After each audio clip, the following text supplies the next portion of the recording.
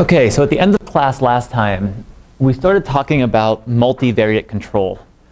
And if you remember, when I went through PID control, I described essentially PID control applied to a single system. So it was a second order system, right? It has the main variable, which is the angle of the generator, the power angle of the generator. And then it has its derivative, essentially. And it had those two things, but they're both the same variable, just one's the variable and one's its derivative. So that's, we think of that as a single variable system, just a second order single variable system. You can, of course, equivalently think of it as a two variable system where you have two variables, one being the variable, one being its derivative. But those are the same kind of things. But then I talked about a setting where now we have, instead of just one or maybe two variables to include the derivatives, we have several variables we want to control. And an example of this would be a multi-generator system, right? So instead of just having one generator powering all the load that we care about, what if we have, as we do have in an electrical grid, several generators all powering a single network, right? In this case, there's a couple things that happen. First of all, because of power flow, we know, in fact, that all the generators are tied together. Their dynamics are actually all related. And we actually showed this before in the AC power flow case when we talked about these differential algebraic equations. These are the things that govern the dynamics of these systems. We'll talk about a simpler case today where we actually look at a DC power flow approximation to that whole setting. But, and that's nice because we can actually reduce the system to be just a differential equation then. But the idea is still the same in that the dynamics of one generator are affected by all the others. And we'll see exactly why that is the case in a second. And when you have a setting like this, where you have a system where many different states are all interrelated and all affect the dynamics of the other states, then PID control is no longer actually optimal. What I mean by optimal is a little bit fuzzy here, but essentially PID control for one state system actually is optimizing some objective. We won't worry about that, what that objective is, but it's actually finding some optimum, some objective. For multivariate control, it is not necessarily the case anymore. But we still can apply PID control in a cases, at least if there's enough control inputs. And sometimes it works pretty well. Sort of almost surprising that it works pretty well, but it actually does work pretty well sometimes. It shouldn't, right? Because PID control just looks, in PID control essentially to choose what to do at your generator, you look just at your own generator, right? And if the dynamics are all related, well, that doesn't seem like it should be sufficient anymore, right? You should have to look at everyone else's also, in theory. But the reality is sometimes it works pretty well. And so I'll cover this particular instance of a multivariate system, and then I'll cover PID control for the system. But then we'll move on to a more complex control method called LQR, which stands for the linear quadratic regulator, though we'll cover that in a lot more detail in a sec. And that actually is a control law that's actually very similar in form to PID, but it does take into account the relationships between all the different state variables. So it actually takes into account the fact that generator 1's dynamics are actually affected by generator 2, and things like this. Finally, the LQR is very nice, but it is somewhat limited in terms of the things it can actually do. For example, it can't take into account hard constraints on the controls you can apply, right? Just like PID control, by the way, is the same thing. Your control is some function of how far you are away from where you want to be. And if you're really far away, it'll apply a really big control that might be more than you can actually stand, more than you can actually apply. Now, sometimes you can get around this by just, say, clipping to an allowable range, but we won't do that. We'll actually look at a more disciplined way of doing this, which is returning to our paradigm of controls optimization. So I think hopefully we'll be able to get through all these things in this class today. So let's start off with looking at this multivariate system that we're going to have as our kind of paradigm for the rest of this unit at least.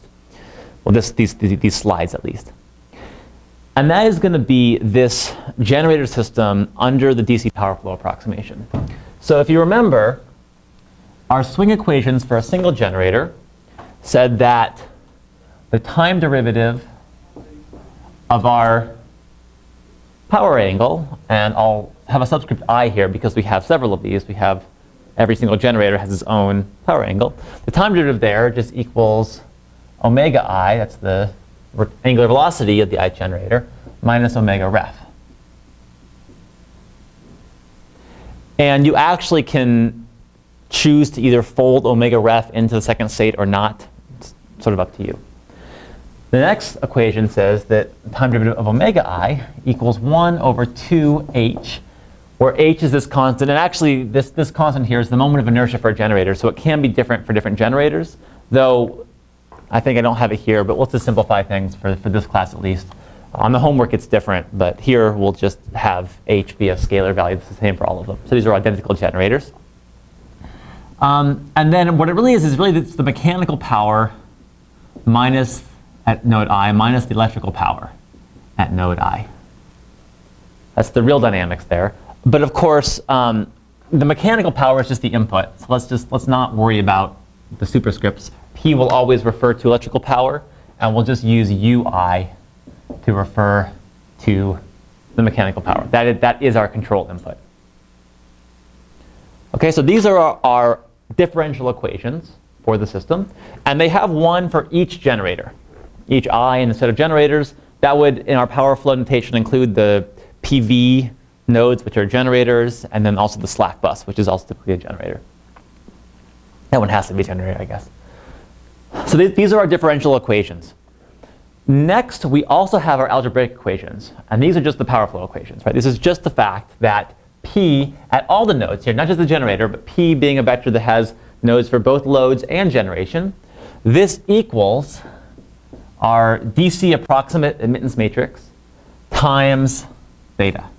And then the homework, remember, you maybe had a negative in front of that, but it doesn't really matter here. We'll just fold the negative into that, and we'll just call B it's actually susceptance matrix, really, because it has only the imaginary components.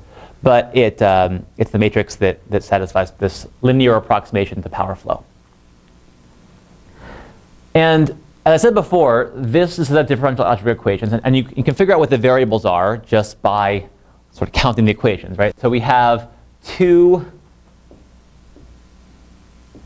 gen differential equations here, 2 for each generator, right? And we know that these variables, theta I and omega I, those are the differential, or I think we just call them state variables. State variables are the ones that are governed by differential equations.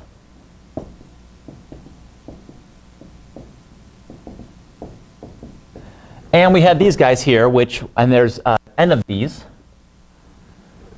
And these ones here are the ones that govern the algebraic variables.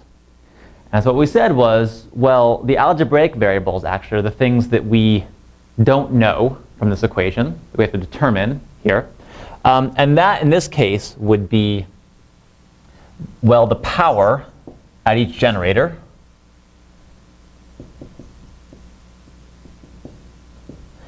And we suppose that we know the load at the power at the load nodes, right? So that's not a variable, that's just a fixed quantity.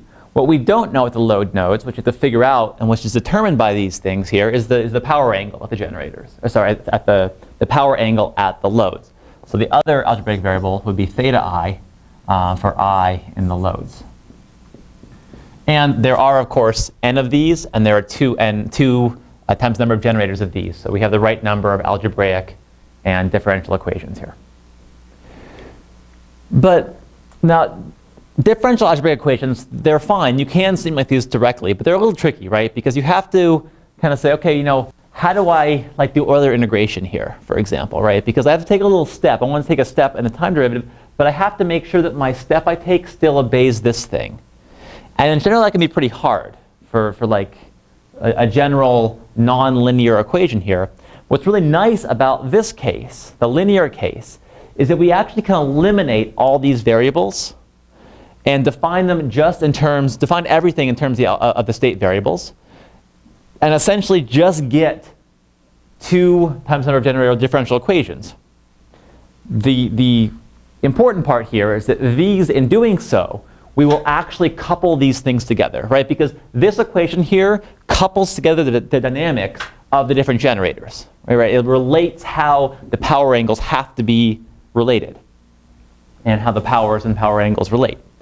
And so when we eliminate these things, we will get 2 times the number of generator equations, but they will no longer be independent equations anymore.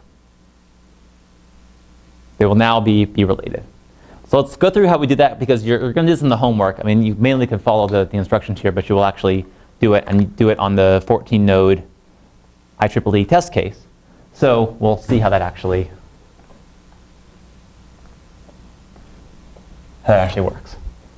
Okay, so the first thing I'm going to do is I'm going to separate out my equations into 2 sets. And just I call them kind of load and gen, but here I'm just going to call them G and L. So G, we have 2 sets, G and L, where I guess you could write like the union of these things.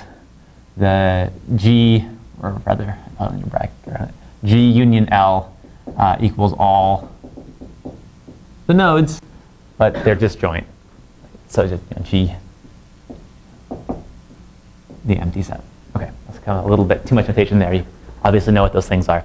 What I'm going to do, though, is I'm going to write down this equation, P equals B theta, in terms of those generation and load nodes. So I'm just going to separate this equation out. And it's right here. All I'm doing is I'm just essentially partitioning my vector, P, into all the generation nodes and all the load nodes, like this. Right? I'm going to do the same for my power angles. And I have my matrix now that multiplies these things. And this will have 4 different partitions, right? Because it'll have B between the generators, B between the generator and the loads, B between the load and the generators. This one's just the transpose of that one, because this is a symmetric matrix. But I'll define it like this. And then B between the loads. And this you get just by literally taking that B matrix, making sure that all of these are, essentially looking at, if you have in MATLAB and you have, G being a set of the indices, then then B, G, G would just be this block, B, G, L would be that block, etc. So it's easy to get these kind of things. Okay, so now from this thing, what I want to do is, remember, our algebraic variables are these things and these things, right? Everything else is either known or a state variable. This is a state variable. This is just the power angles of generators. That's the thing we have the differential equation for. And this here is fixed. That's given to us. That's the load, the power at the load nodes. So what I want to do is I want to eliminate these things from the equation. Right? So the way I'm going to do that is I'm going to write down what this thing is. And actually, maybe let's do this a slightly different way. Let's do a slightly different way. Our equations, right, our differential equations for omega here are something like this. Well, exactly this. Ui minus p g I, right? So what we want to, in order to eliminate this variable here, what we have to do is we have to solve for this variable in terms of the things that we do know about, in terms of the state variables. So we want to solve for what this is in terms of the things that we do know about, namely this and this. Right? So how do we go about doing that? Here are the formulas. So first of all, what we do here is we write down certain parts of this equation. Okay, so essentially what we can do is let's first write down this second block here.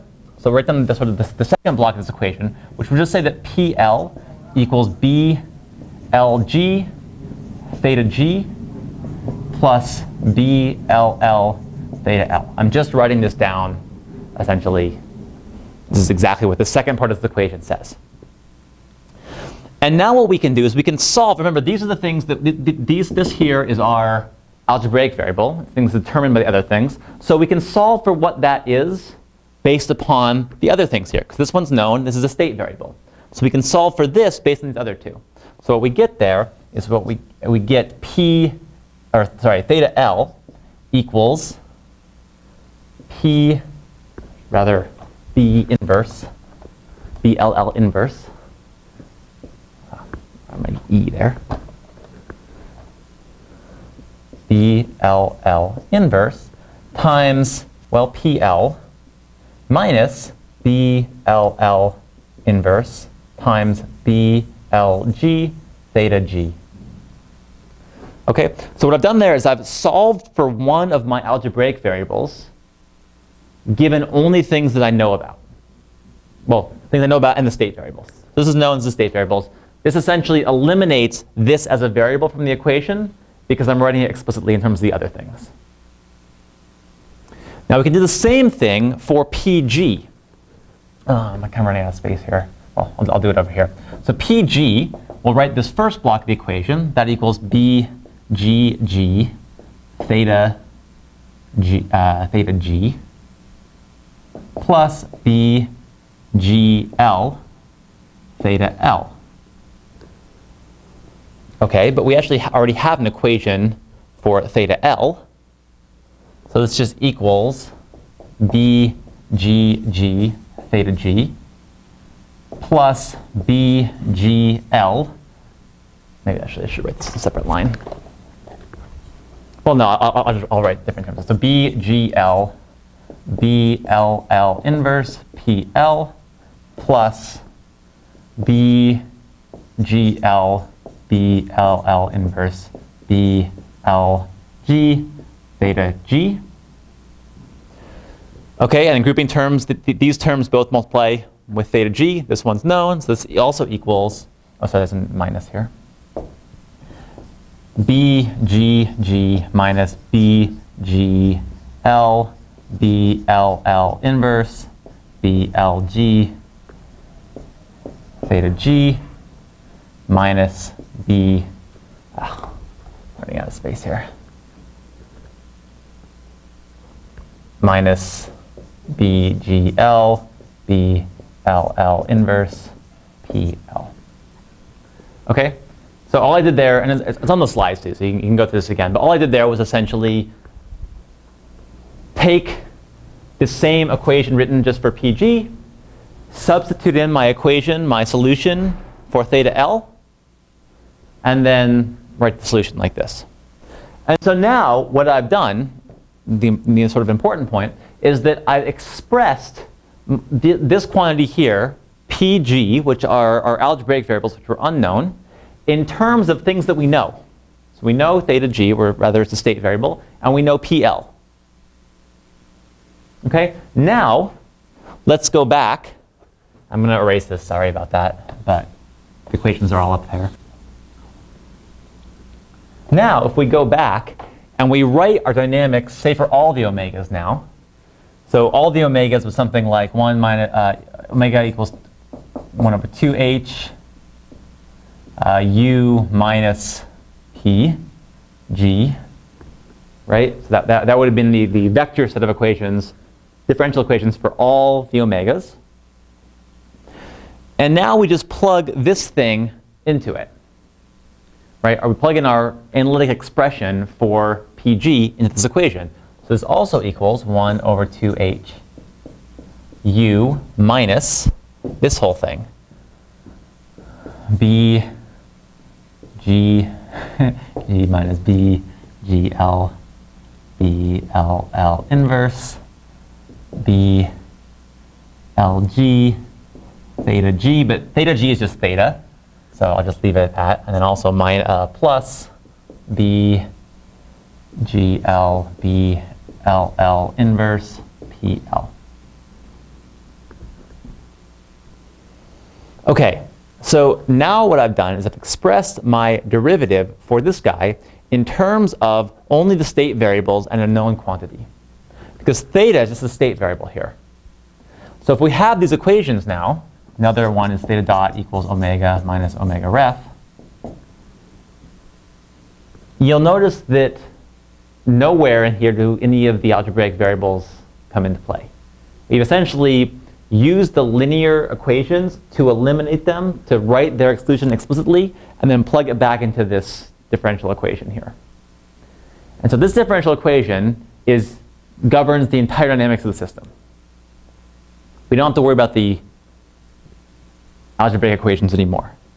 This is a pretty general solution for solving things like algebraic equations or differential algebraic equations. If the algebraic equations are linear, you just invert them to get a solution for the things that you don't know in terms of the things, the state variables or the things that you do know.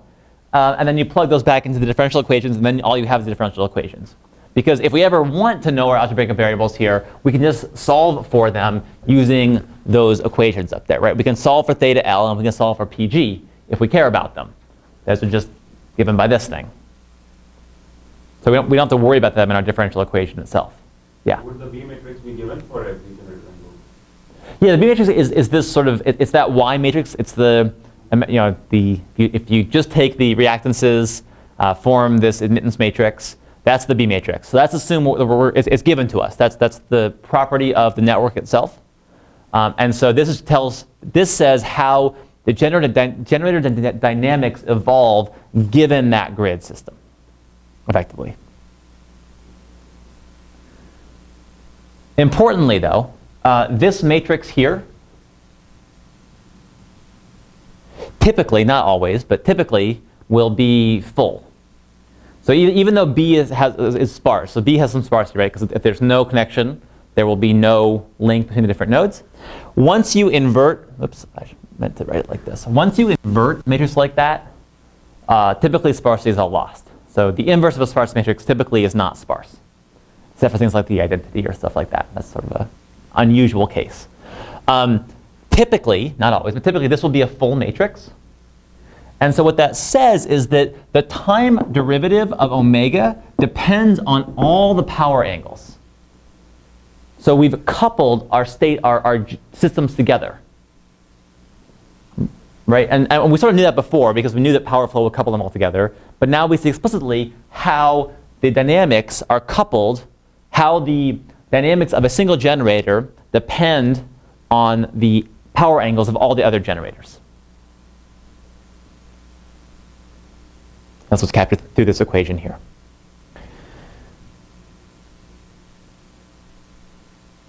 So now the question is, well, they're all coupled. We know that.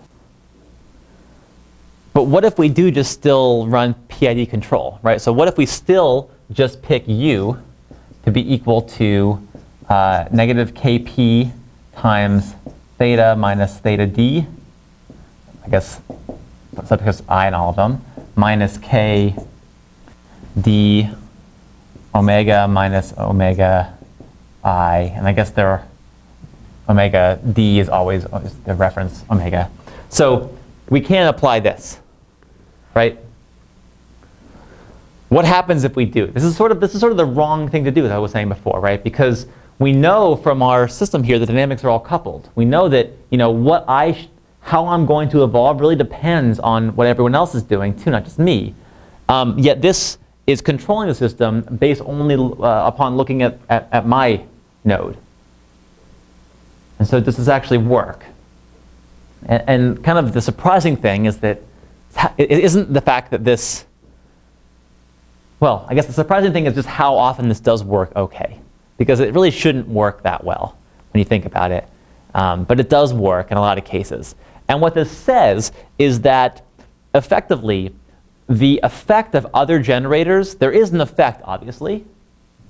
But we can kind of treat that like noise almost. We can kind of treat what everyone else is doing kind of as noise and just try to control ourselves, ignoring what everyone else is doing. And that actually kind of works. So that's actually a very sort of impressive thing. And it's also why, by the way, PID control is just so widely used, is that even when systems are coupled, it still can actually provably work and give you the right solution.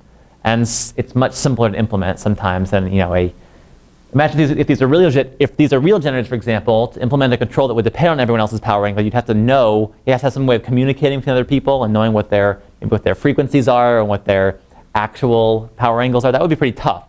Just knowing your own is a lot easier. So might think this would be a lot easier to implement, and if it does work, then we might want to just use that. So here is some plots of PID control. So this is a controller that has both, and I guess this is actually also plus or minus Ki times. I'll write it as a sum, though. A continuous time, it would be better done as an integral. to time t of theta I tau minus theta I d. Something like that. And you might have a delta t in there, something like that, depending on how you write things. But this is a plot of just doing that. And the impressive thing, as I said before, is that even though these are 5 generators, they're all coupled, it gets all of them to their desired power angle and to their desired reference velocity, which is the same for all of them. They'll have different desired angles, but the same velocity. As I said before also, it's probably more common to see power control done without this term, because knowing your absolute true power angle is a little tricky. You have to have some sort of synchronized clock amongst all the different generators. That isn't actually that common to have in generators. So frequently you'll actually just control based on frequency. And you let your power angle kind of be whatever it has to be. Or there is some ways of controlling that, but that typically is done in a slightly different way than just this. But here, for simplification, we'll just sort of say that we know our power angle, and we're going to control it to some reference point that depends, of course, on your desired position depends on how much power you want to generate and all that kind of stuff. It'll affect how much power you generate and that kind of stuff through power flow, of course. Okay, so having said that, PID control works great. But PID control is kind of an art in a lot of ways, right? Because you still have to tune all these gains here. You have to choose what these things are. And while there is plenty of ways to go about doing that, and there's a huge amount of literature on how you best pick gains, all this kind of stuff, for a lot of real-world systems, it's kind of still a matter of trial and error. Maybe they don't really try it out on real systems. They'll try it out in simulation first, or things like that. But there's a lot of kind of fine, and then they'll tune it on the real system. But there's a lot of kind of guesswork, because if the real system is not quite as you think it is, for example, then you have to kind of fiddle with these parameters, see how they do. Even if you do know the system, it can still be really hard to sort of know exactly what those gains should be. And this is without going through any sort of math, just by sort of thinking about, well, what should my numbers here be? It can kind of be hard to pick what these are, right? And what typically is common is that people sort of have an intuition about what these things do. So essentially, the P gain will get you to your desired position faster. The D gain will kind of add a drag to your term, because it'll also try to match your desired velocity, so it'll slow down the system from oscillating too much, like we saw in that very first graph. So there's some notion about what these things do intuitively, and then the I gain corrects for steady state errors. But these things are very interrelated, right? For example, a common effect in PID control is something called integrator windup. This is the case that at the very beginning, systems are just kind of doing something. It's unclear what they're doing. They're sort of executing stuff initially to kind of get close to the optimum. But in order to get there, they could do things that actually have pretty high error. So like in some initial situations, this term here could be pretty high. That term is still going to be added to, and it's going to go down. You're going to control the system. It's just that you haven't quite gotten there yet. Even if you ignored this term, you would still be doing better than you are at the very beginning. But this term then gets added to the integrator. And so if you have this gain too high, you'll put a really high weight on these things that build up over time. And what happens is that you kind of, have the same effect with PD control, essentially, or just the P control that we saw, right? Where you kind of overcorrect and undercorrect and overcorrect. And it just becomes very hard to tune these things sometimes. Now, that's not fixed by techniques like LQR, but techniques like LQR, going back to this optimal control setting, they oftentimes can be a little bit more intuitive about how we do these things. Because remember, we'll return to our optimal control formulation here, where where our goal now was not just pick some numbers and see what it does, but we actually instead define the cost function, saying our cost was defined as some function of the state and the control. Maybe it's some deviation between the state and the control from their desired values. And often it is a lot easier to pick those costs. It's just very intuitive, right? Cost is just how much do you care about this term versus this term. Those can be a lot easier to pick than gains.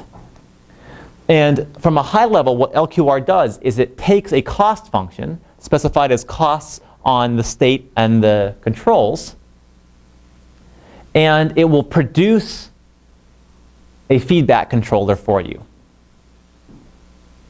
The optimal feedback controller, in fact. So that's the high level. Now I'll sort of delve into the details of what it does. We won't get too involved with LQR here because the actual derivation is a little bit tricky. I can point anyone to that if they are curious about it. I'm just going to tell you the result. I'm not going to show you how to prove this, but it's good to know the result. And actually the result by itself is pretty useful on its own right. And because MATLAB has commands for all these things, you can easily type them in and get the solution to them. So, as I was saying, to start off motivating LQR, remember that we are returning that to our optimal control framework. And so what I mean by that is I want to pick controls that minimize this cost to go, which is the sum from I equals 1 to some horizon t of, sorry, I shouldn't call this cost to go, I should call this just a general cost function. But it's a sum of cost functions every time. Cost to go has a particular term in some LQR stuff. It is also cost to go, but don't worry about that term. It's just the sum of the costs. And we want to pick our controls to minimize this whole sum of costs. So what we remember from our first set of slides on this, and this is how I kind of introduced optimal control in the very first set of slides, essentially optimization problems that will pick controls to minimize some objective, some cost. Now, remember that I said, in general, this is very hard to do. But for the case of linear systems, there's sort of the one case where we actually can do things well, right? Because if we have a system like this, xt plus 1 equals axt plus b ut, this equation here is linear in the states and in the controls. And so we can put this into an optimization solver, and this actually is a convex constraint. Right, so we can solve optimization problems with this constraint. The other thing I said you need, right, is you need a convex cost function. You have to make sure this is a convex function here, otherwise it's hard to minimize. It can be hard to minimize. And so an example of kind of a canonical convex function is quadratic functions. So if our dynamics are given by this, and our cost function xt ut is given in terms of quadratic costs. In this case, I'm just writing it in terms of L2 norms. So that's saying this is equal to some matrix Q times xt, 2 norms squared, plus some matrix R times ut, 2 norms squared. If our cost is this, then it turns out we actually can solve that optimal control problem I was telling you about in the very beginning, minimize some of the costs subject to these dynamics, very efficiently. And this is exactly what the LQR algorithm does. It solves this optimization problem. Minimize this subject where C is defined like this, subject to this constraint. It's important to note that the name regulator here comes from the fact that in this system, notice our cost is always penalizing big states and big controls. So 0 state and 0 control here is the best state and the best control. And from our dynamics, we know that if we ever get to the state 0, we can keep applying 0 control and we'll stay in the state 0. This is different from, say, an affine system where we would have this extra term here. We're not thinking about that. We're just thinking about a linear system. Now, LQR can be extended to all these cases. It's not hard to extend to an affine system or cases where your cost is something like this. Q x t minus x star or something like that, where you want to get it to a certain point. And in fact, I'll show in a second how we can easily apply this method to controlling a system like this. But just for now, for the math, I'll think about this being the system and this being the cost. But it will be easily applicable to this case in a second. OK, so here's our state, here's our cost. And kind of the amazing thing about LQR is, so first of all, we can write this as an optimization problem, right? We just want to minimize over the states and the controls where we're really not minimizing over the states. That's sort of actually given as fixed. We also probably would want to say here that the initial state would have to be something. So that would be one more constraint we would add here, but actually ends up not being that big a deal because what you do doesn't depend on the initial state, kind of also surprisingly. Or rather, the solution given by LQR is in a way independent of the initial state, which is sort of really surprising. So we can solve this problem here. And let me just, I'll write this down, because I should add that left out bit here. But we want to minimize over xt, or x1 to t, and u1 to t, the sum I equals 1 to t, q, or maybe I use t there, q xt plus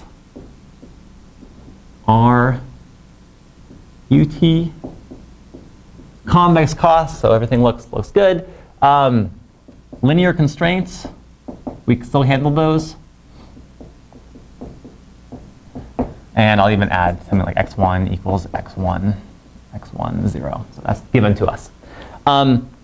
This is convex, so we could just plug it into a quadratic programming solver. And in fact, it's a quadratic program because the objective is quadratic and all the constraints are linear. So you can write it in standard form and solve this as a QP or solve it with YAML. But it turns out we can actually solve it even more efficiently than that. And this is with this algorithm called LQR. So I won't go into it, but actually on the homework, what you'll see is you actually can write this whole thing as a big least squares problem. And so what LQR does essentially is it efficiently solves this big least squares problem, but does it using a technique called dynamic programming that kind of keeps track of things you've computed already to compute things that you're going to compute next. That's all it's doing. It's just solving this problem in kind of an efficient way. I should say that's what the discrete time or finite time horizon LQR is doing. We'll get to a second in what was really cool about LQR, which is that it also works for infinite horizon problems. But ignore that for at least this slide. OK, so we can solve this problem. And what's really neat here is that the optimal solution, so the best UT, the best control you could possibly execute at the tth time, is actually given by a linear feedback policy. So it's actually given by some matrix kt times the state at that time, where this kt comes out of the solution of the LQR problem itself. So if you just solve this as a quadratic program, you wouldn't get this form. You would just get a solution for xt and ut. But what's very cool here is this is actually given to you by a linear function. So whatever your sort of xt's that come out are, this relationship will hold here for some kt. And in fact, you can easily solve what these kt's are to just compute what those things should be. And so then if you know x1, you can compute what u1 should be, then you compute the next state. You can get the whole sequence of states here. But really, this is actually even more general. Because what's nice about this is it actually does not even depend on what your initial state was. This holds true here, independent of the initial state. So you get the same with the same case. So you get the same feedback policy regardless of what your initial state is. And you can easily compute those just in this dynamic programming fashion. Just a show of hands. Has anyone here seen LQR before or looked at it? OK. So then you probably know how to compute those things. But for everyone else, you'll have to just trust that MATLAB will do it for you. The very nice thing here is that this gives you not just a sequence of states and controls, but actually gives you a feedback policy, right? This looks, and we'll do this more in a second, but this looks just like kind of a PID controller. You take your state, which includes maybe derivative and actual angle terms, in our case of generator, multiply it by some matrix here, and you get your controls out. They, in fact, are very related, but it's sort of nice that instead of just getting a set of controls, set of states, you actually get essentially a controller. And what this lets you do is you actually can plug this into situations there where maybe your state doesn't quite follow what you expect it to do, but it will still work pretty well in practice. Quick question. Yeah. So how is the U-star different than what we're getting out of the quadratic program? Because we're minimizing over the state. Yeah, exactly. Right. So if you solve this problem just as an optimization problem to solve it as an optimization problem, you have to also give it an initial state. So you would say x1 equals some x1, 0, right? What you will get out of this solution exactly satisfies this equation. You won't actually get the k's out of this, right? Because that doesn't come out naturally. What you would get is you would get a set of states instead of controls. And then it turns out that if you take your, if you solve it the other way, the LQR way, and get these k's out, and you take u1 equals k t x1 0, that would give you the first u star you get out of here. If you then apply it to the linear dynamics, you would compute x2, and that would be the x2 you get out of here. So the solution you get out of the LQR problem is exactly what happens if you take these controllers and plug in the sequence, the natural state that you started on. That's going to give you the exact same solution as if you just solve it as a quadratic program. What's nice about LQR is it actually returns these actual feedback matrices, so you can apply it really to any initial state you want without having to resolve the system. So there would be only one matrix K. So here, no. So here there are several matrices K. We'll talk in a second about what happens when you only have one. But here, we are actually optimizing over a finite time horizon. So I'm optimizing from t equals 1 to t. And in this case, the k's, in theory, are all different. What will actually happen is that several of the first will be essentially identical, and the last few will be a little different. And what this corresponds to is, remember, our intuition of control was that if you sort of think long enough ahead, you'll take actions that sort of steer the state toward a good location for the future. Whereas if you just look at the next step and that cost function, I would always take the control action 0. Because the control action 0 will have no cost. I have to already suffer whatever cost I'm in to begin with. And I'm not even thinking about one step ahead. I'm just thinking of my current time. So I'll always just pick control 0. So something like this happens in LQR, where essentially you care about the controls, bigger controls, at the very end of your sequence of states. So when you get close to t, you want to make sure your control inputs are small. But at the beginning, you sort of care more about guiding your state to the right location in space, because that'll give you more cost later on. And so what that corresponds to in these solutions, actually, is that k at the very end is going to be different from k at the beginning. What happens in practice is that you actually get a whole sequence of these, and only the last few are different, and then quickly they converge to a steady state solution for the k's. And actually, we'll see that what that is right now. Because, yes, it's true. If you ever run LQR, and if you run LQR in MATLAB, in fact, it'll give you one k. It won't give you a lot of k's. So what does that actually correspond to? What that corresponds to, actually, is an infinite horizon problem. So let's now replace this thing with the sum from t equals 1 to infinity. Now, this is going to be hard to solve as a quadratic program, right? Because there's an infinite number of variables. We still don't know how to do that. And it seems a lot harder now. But there are two very cool things that happen here. The first is that this cost, even though it's an infinite sum, is still finite. Okay, so it's still less than infinity. And the reason for that is, if this system is controllable, then we know we can guide the system from any state to any other state within some finite amount of time, right? That's what we sort of talked about with controllability. So if the system is controllable, and that's actually, it has to be controllable. If it's not controllable, this will be infinite. But if it's controllable, then we know that we can guide the system to the 0 state in some finite number of steps. So that'll have some cost. And then once we actually get there, we'll never incur any more costs, right? Because we'll stay in the 0 state by applying 0 control. And that 0 state, 0 control has 0 costs associated with it. So we know that this optimum is less than infinity, because we can just know by controllability that there exists some sequence of states and controls that has a cost less than an infinite cost. So the best one is actually going to be less than that, right? The best one will be even less than that. And what it really is that this typically is an exponentially decreasing function, so it's never actually 0, but it sums to something that's finite, is what you actually get here. So that's the first cool thing, is that even though this cost looks like it could be infinite, it actually is not. It's finite.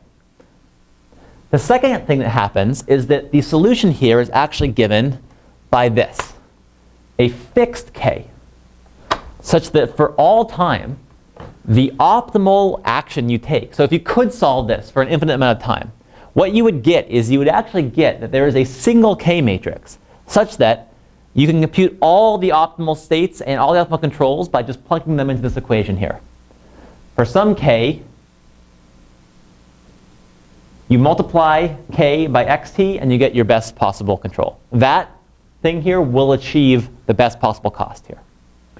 And again, the derivation is a little bit involved. It essentially involves looking at that last equation, the solution, the recursive solution that we had for the finite horizon case, and showing that K matrix, or rather the cost, will actually converge to a steady state cost to satisfy some equation, and you compute this K based upon that equation.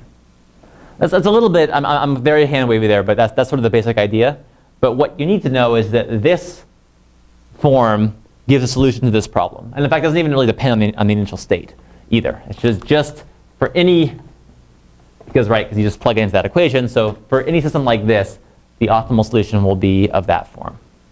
And the way you get it in MATLAB, I'll just say, is you say K equals D LQR, past A and B as the first two things, Q transpose times Q, and R transpose times R as the next ones. That's for the cost being in this form. Oftentimes, you'll actually see costs written in this form, something like xt transpose Q xt. And in that case, this Q is really that Q times that Q transpose times that Q. I'll write it like this, right? So we know that this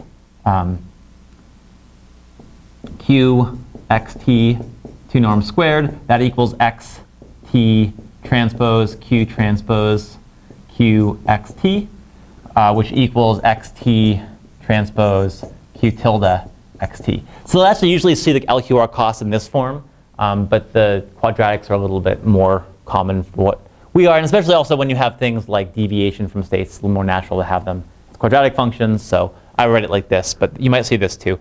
And actually, the parameters that you pass in are really this Q tilde matrix. So in our case, we pass in Q transpose Q.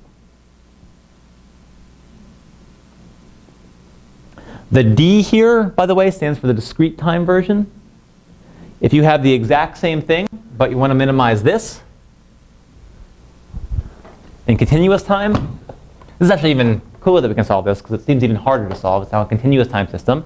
If you want to minimize over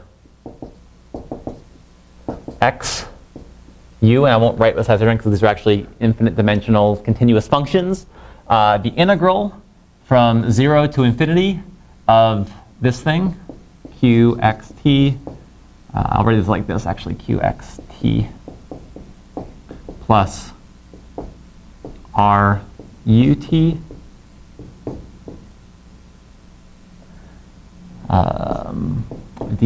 So now our function is an integral. Our objective is an integral because we're in continuous time, subject to x dot t equals a xt plus b ut. It's the exact same call. Again, you actually have the fact that ut star equals some matrix k times xt, and you actually will use this in the homework for the more advanced problems. I should do some of this continuous time stuff. It's described there a little bit more too, but so don't worry too much about it. But you can solve this problem, and the solution is of this form. Again, a single K matrix where it's actually the exact same thing here. You just leave off the D. So LQR typically refers to the continuous time version in MATLAB, and the D LQR refers to this discrete time version. So this is actually sort of an amazing thing that we can really solve these things.